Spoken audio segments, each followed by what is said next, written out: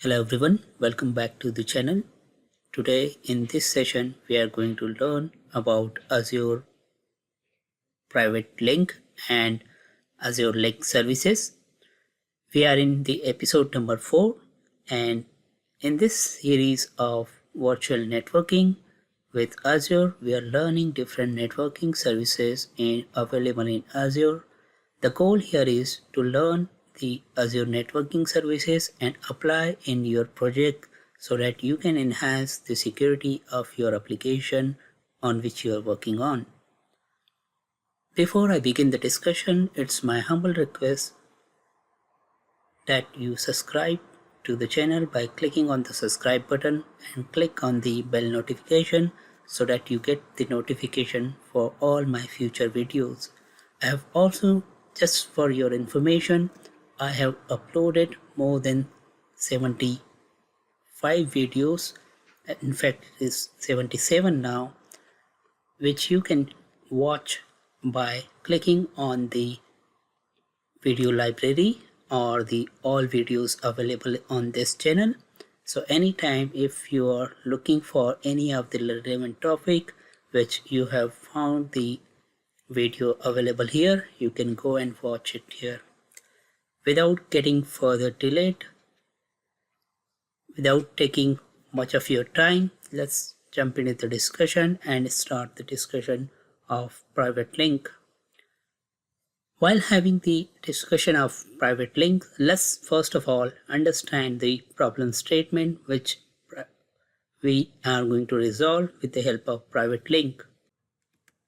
Let's first of all discuss one of the live problem statement from one of the applications. So we have a cafe coffee client which is hosting their application on Azure cloud, and the one thing they have in terms of the requirement is the security consideration. They don't want to negotiate any of the security aspect for their application. That's their key consideration while hosting the application on the cloud.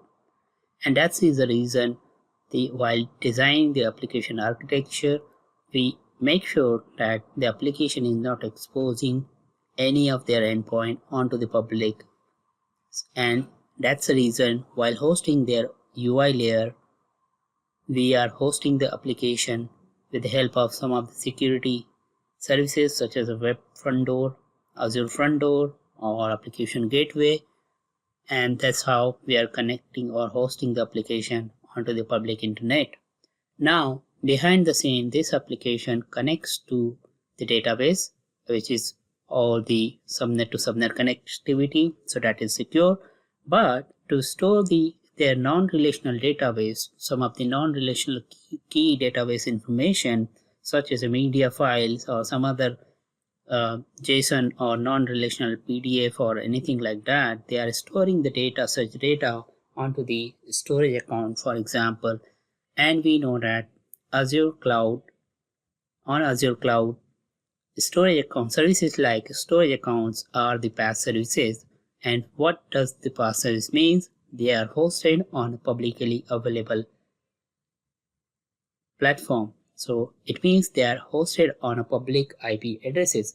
In order to make communication to these kind of PaaS services, your communication has to go via the public internet, which is not something. To connect to the storage account, I need the storage account connection string, and I can use this connection string on my storage explorer, and I can easily connect to the storage account to retrieve the data, to upload and download the data. And here is how I can connect to the storage account. This is I am connecting from the public internet from my local machine, as you can see. And similarly, on the same platform, we have the virtual network. This is the virtual network which we are describing here in this particular video file. And this virtual network, we have got this virtual machine which is hosted on this particular private IP address. So now, as we are saying that this particular web server is trying to connect to or uploading the data onto this particular storage account from this subnet. So let's see how we are connecting. So I've already logged into this particular virtual machine using the RTP connection. Let's see how do we connect. I have already logged into this virtual machine with the help of RDP connection. Let's see how do we connect to the storage account from this particular connection, from this using the storage account connection key. So I'm going to use the same connection string. I'll connect to the storage account.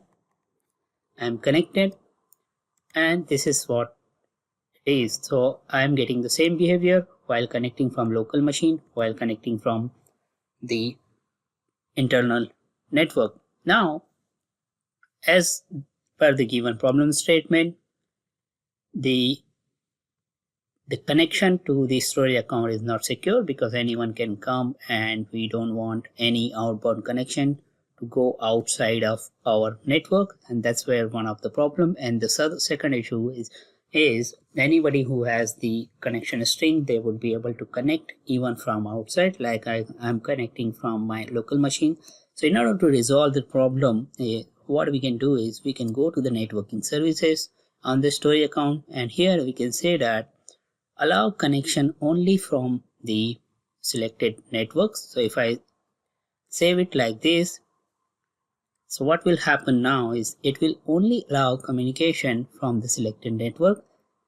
This means that I would not be able to connect to the storage account from my local machine or from anywhere apart from the known network connection. At the moment, we haven't specified any of the known network connection.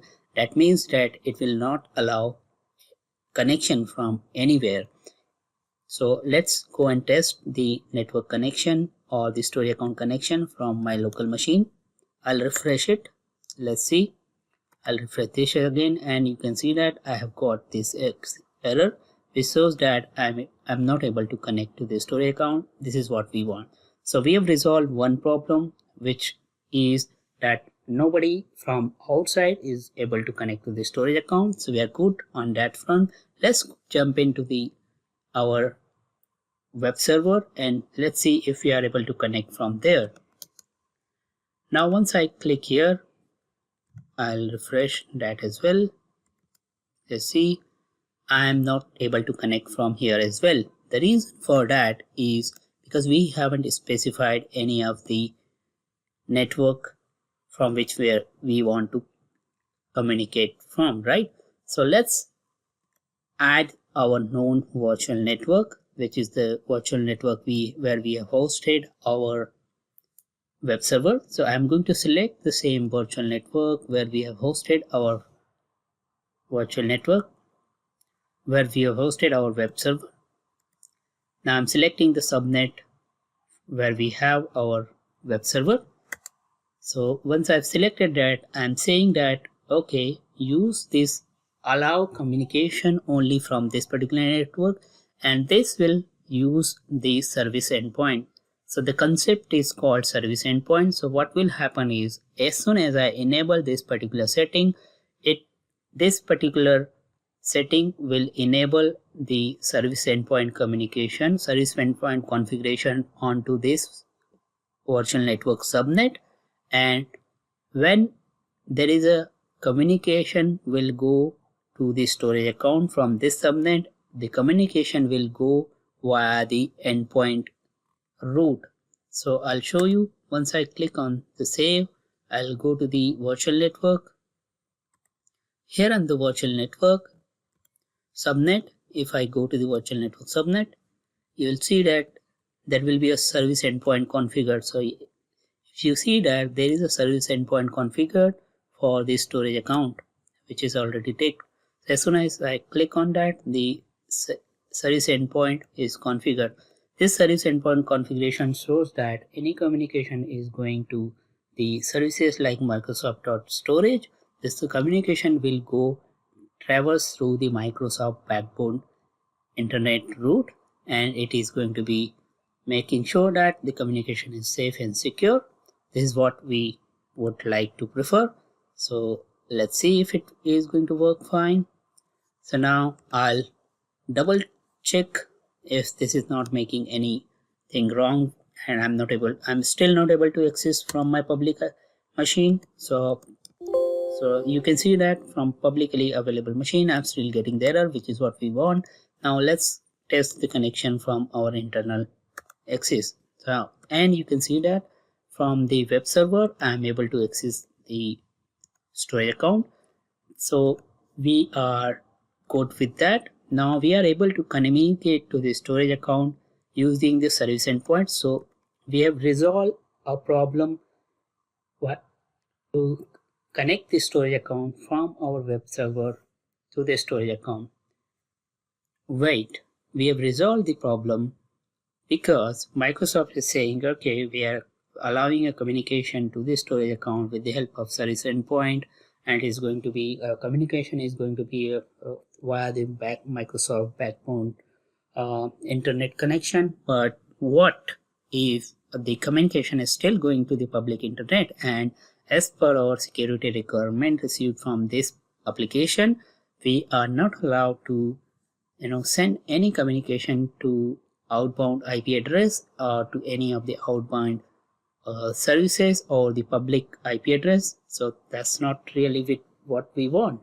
So what do we do next? Because this is not something we want.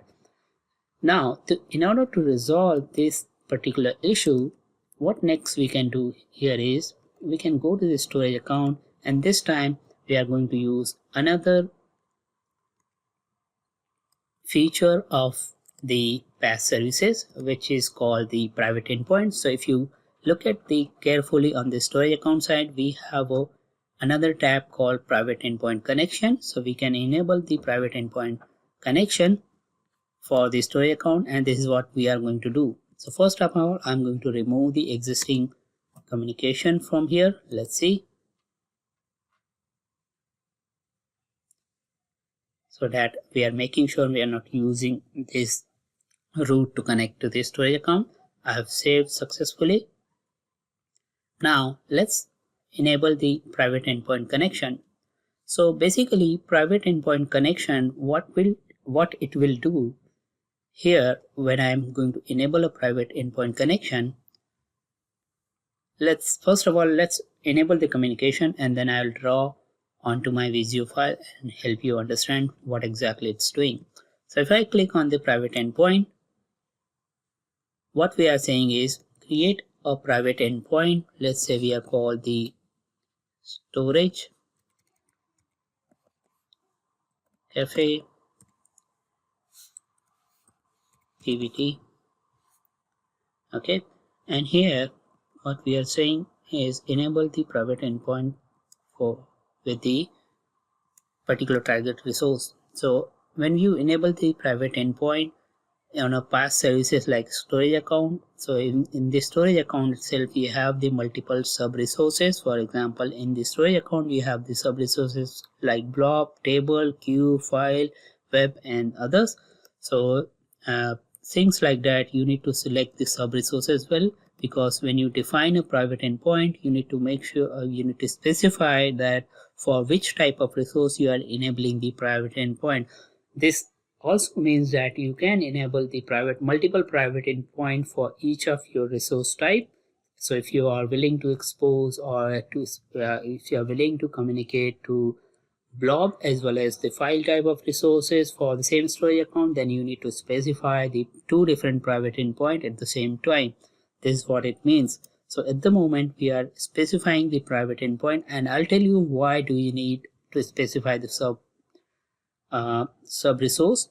The reason for that is as soon as you specify the sub resource, what exactly the private endpoint will do. Private endpoint basically it will replicate or it will allocate a dedicated IP address within your virtual network subnet.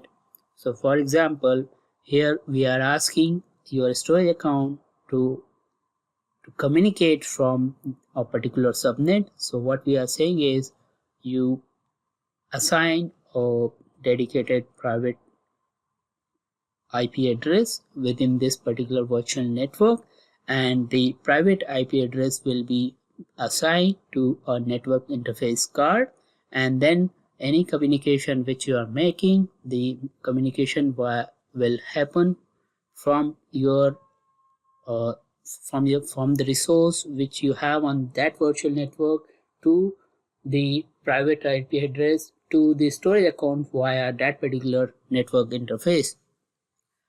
Okay, if it is not clear, I'm going to explain it to you on the diagram. Now the next thing, if you look at here, is it is asking us to, on the background, it will create a private DNS zone. And the reason for that is because once you create or associate a particular IP address from the virtual network, the IP address has to match with your storage account namespace. So in this case, the sub resource which we are going to use is the blob. So our our namespace is going to be let's say name of the storage account dot blob dot core dot windows dot net, something like that. So it has to match, the IP address has to map to the actual DNS name, and that's the reason it requires to add the DNS entry. So, and to do that, it's going to create the private DNS zone. So if you would like to specify the tags, you can do that as well.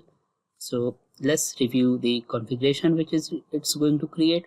So first of all, what it will do is it will create a private endpoint with this particular name, and within that private endpoint name, it will create for private endpoint communication with this particular sub resource type, and then in that we are going to have the DNS zone with the private DNS zone with this name, and there will be a record created within that particular private DNS zone. Let's create that. While it is creating, I'll jump back to my diagram and then I'll show you. So currently, as we have seen that the communication is going outside, so instead of the communication going outside, now what will happen, the storage account subnet basically will get an different dedicated IP address. So this is what we are going to get.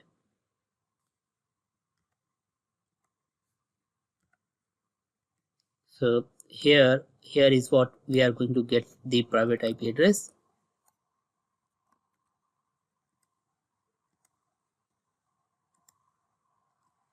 So like we would have the network interface card, and there will be the communication will go via this network interface card,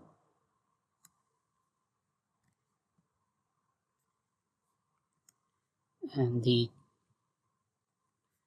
it will have a communication or the endpoint created.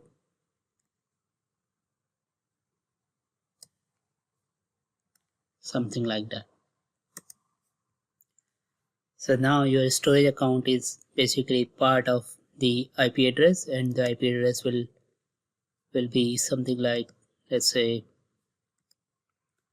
10.0.0.6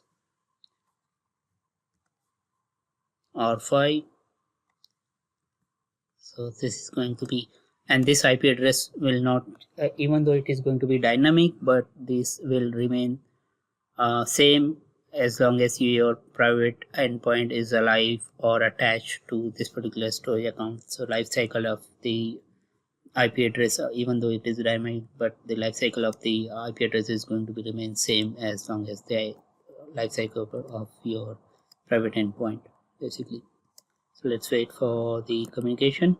So now your communication or the connectivity will go via this, and you're connecting via the DNS endpoint, private DNS endpoint. So if I go to the private endpoint, this is the private endpoint. This is the DNS configuration which it has pointed to. So if I go to the DNS endpoint, and this is what the IP addresses it has took. So instead of 5, it has took the available IP address, which is number 5. So now your storage account is basically pointing to your storage account is pointing to this IP address. Okay, now how do we verify this is, so if I go to the storage account and if I go to the properties,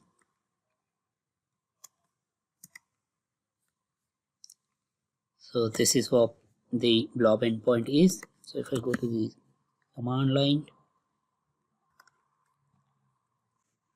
and if I type ns lookup,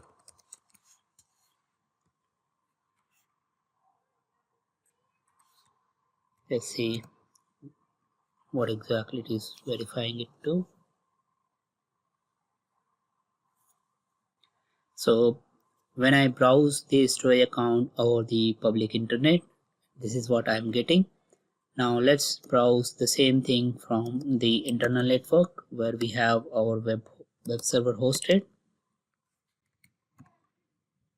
And you can see that when I browse the storage account from the internal network, it is routing to this particular IP address, which is the private IP address, and when I browse it over the internet, it browses on the public IP address. What does it mean is when I'm going to try and connect to the storage account via the from the public IP address or from the public endpoint, it will still accessible from the public endpoint, but as from the network setting of the storage account, we have specified that the communication is going to be blocked. So even though if it is accessible, but we are not allowing any communication. Whereas from here, from via the private IP address, private link connection, private endpoint connection of this storage account, we are saying that the communication to the storage account is approved or approved via this private endpoint, and this private endpoint is allowing a communication to this particular configuration, and this configuration is pointing to the storage account via this IP address. So let's say if I'm going to refresh the communication, let's say if it is still accessible. So when I try to access from the public internet, I'm still not able to access. Now let's try to access from the private internet. Let's see if we are able to access it. Yes, we can. And this is how we have resolved the issue. So now our communication is still going to this, and we are not traveling, our data is not traveling via the public IP address to the storage account, and this is how we have resolved the issue with the help of private endpoint. I hope this is clear.